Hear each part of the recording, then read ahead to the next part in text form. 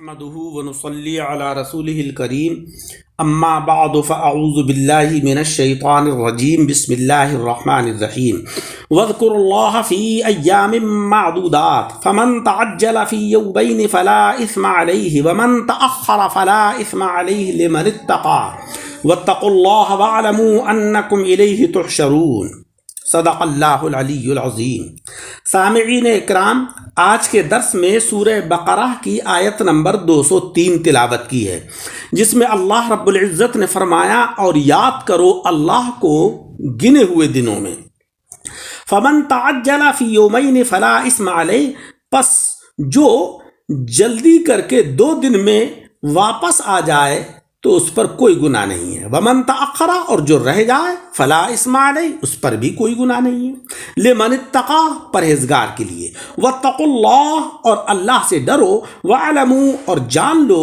Income الیہ تحشرون، کہ تم اسی کی طرف لوٹائے جاؤ گے، اسی کی طرف جمع کیے جاؤ گے۔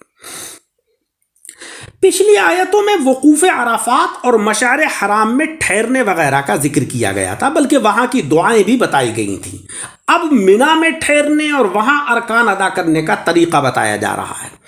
پچھلی آیت میں غلط دعاؤں کی اصلاح فرمائی گئی تھی، اب قیام مینا کے متعلق جو غلط فہمی تھی اسے دور کیا جا رہا ہے۔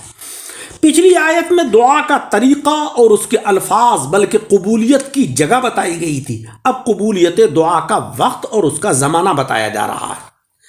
اس آیت کا شان نزول یہ ہے جو بعض مفسرین نے فرمایا کہ بعض اہل عرب مینا میں 3 دن یعنی 13ویں تک ٹھہرنا ضروری سمجھتے تھے، اور جو کوئی 12ویں ذی الحجہ کو لوٹ آتا اسے وہ گنہگار بتاتے تھے، اور بعض کا خیال اس کے برعکس تھا، وہ کہتے تھے کہ 12ویں کو چلا آنا ضروری ہے، 13ویں تک وہاں ٹھہرنا گناہ ہے۔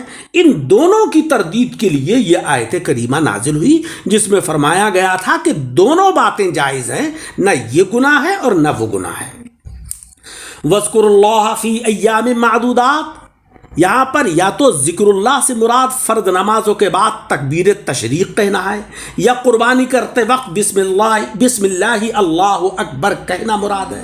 تب تو یہ امر وجوبی ہے کہ یہ دونوں ذکر واجب ہیں، یا اس ذکر سے جمروں کی رمی میں ہر کنکر پر اللہ اکبر کہنا مراد ہے، تو یہ حکم استحبابی ہے۔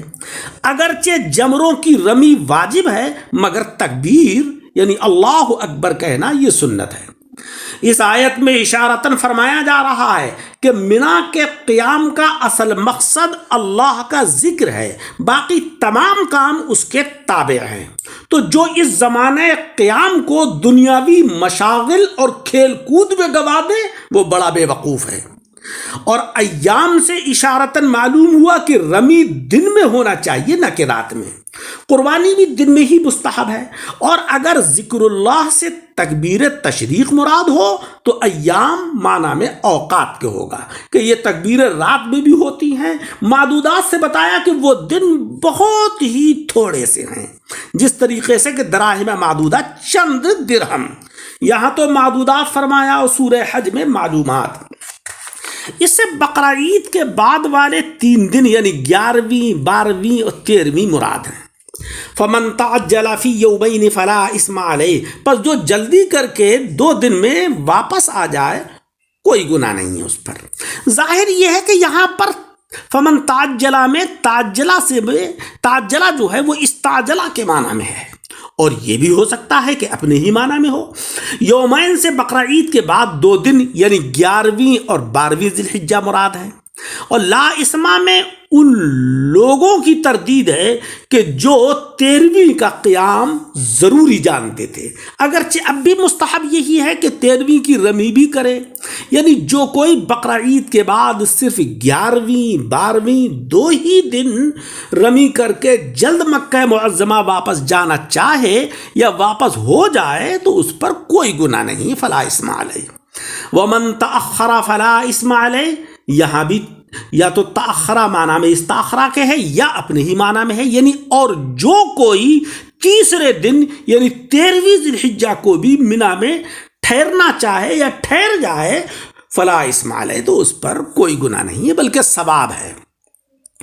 چونکہ کچھ لوگ اسے گناہ سمجھتے تھے، اس لیے گناہ کی نفی کی گئی، ثواب کا ذکر نہیں کیا گیا، مگر یہ بات یاد رہے کہ لمن اتقا، پرہیزگار کے لیے، جو متقی اور پرہیزگار ہے اس کے لیے ہے یہ حکم۔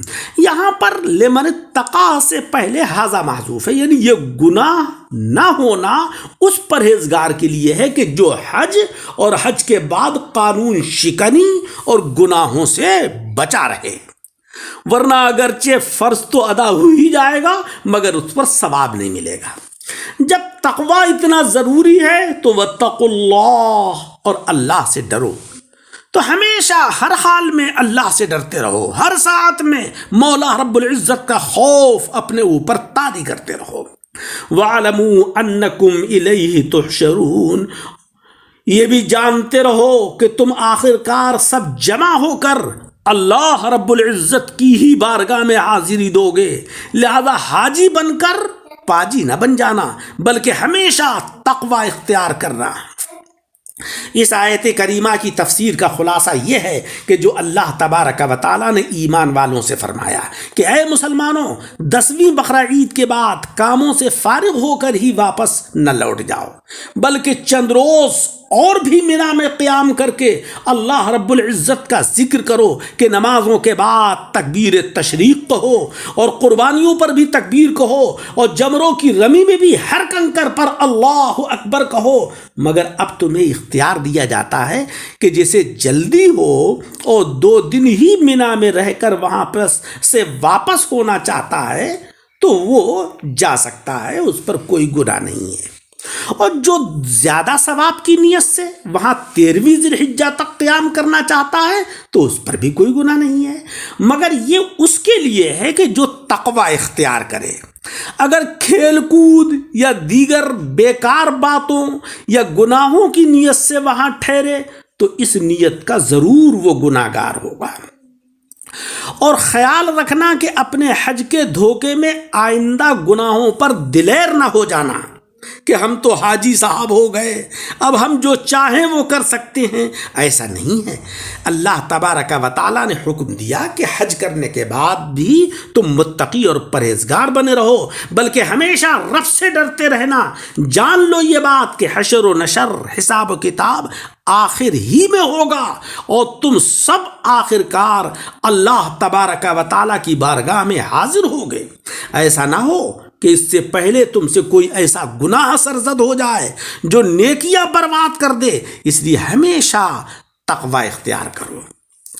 اس آیت سے ہمیں معلوم ہوا کہ 9ویں ذی الحجہ کی فجر سے 13ویں ذی الحجہ کی فجر تک پنجگانہ نماز بجماعت کے بعد بآواز بلند 1 بار تکبیر کہنا واجب ہے اور 3 بار مستحب ہے۔ 10ویں ذی الحجہ کے بعد 2 دن یعنی 11ویں اور 12ویں کو مینا میں قیام کرنا واجب ہے اور 13ویں کا قیام مستحب ہے، لیکن جو 12ویں کو لوٹنا چاہے وہ 13ویں ذی الحجہ کی صبح صادق سے پہلے ہی وہاں سے چل دے۔ 13ویں کی صبح صادق تک ٹھہر جانے سے اس دن کی رمی بھی واجب ہو جاتی ہے۔ 11ویں 12ویں ذی الحجہ میں زوال کے بعد رمی کرے، مگر 13ویں ذی الحجہ کو زوال سے پہلے بھی رمی کر کے لوٹ سکتا ہے۔ مینا کے اندر قیام کی تاریخوں میں راتیں بھی مینا ہی میں گزارنا ضروری ہیں۔ ہاں، چرواہوں کے لیے، پانی پلانے والوں کے لیے اجازت ہے کہ دن میں وہ رمی کر جایا کریں اور راتیں گھر ہی پہ گزارا کریں۔